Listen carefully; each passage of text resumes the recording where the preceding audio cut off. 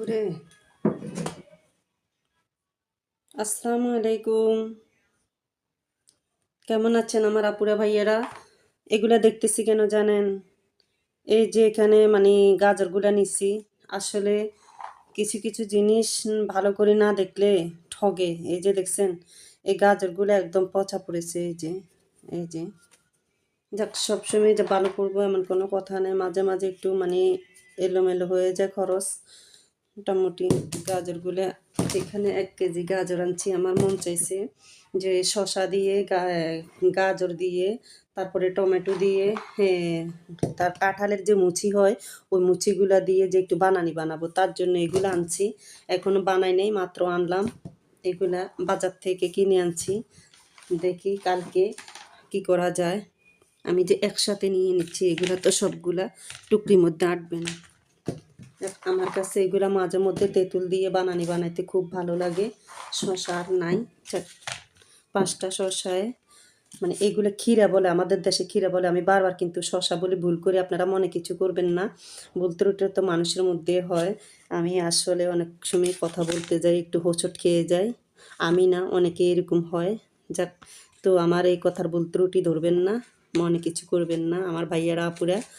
আমি মাঝে মধ্যে হয়তো দোষ ত্রুটি করতেই পারি, তার জন্য ক্ষমা দৃষ্টিতে দেখবেন।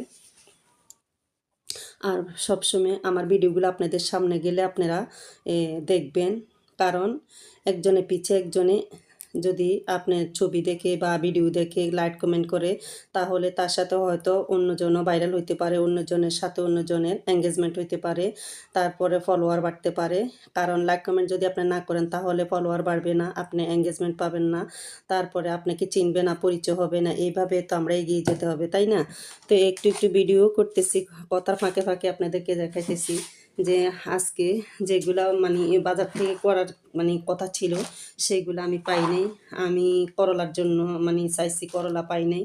তারপরে ভেন্ডি মন চাইছে, ভেন্ডি ভাজি খাবো, ওগুলোও পাই নাই।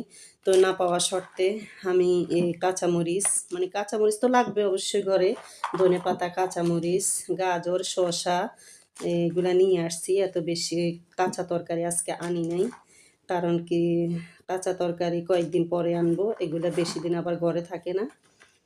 বাড়ির পাশে বিডা গাডাতেও ধরেন তরি তরকারি আছে মোটামুটি, সেগুলা তাজা তাজা নিয়ে খাইতে বেশ ভালো লাগে।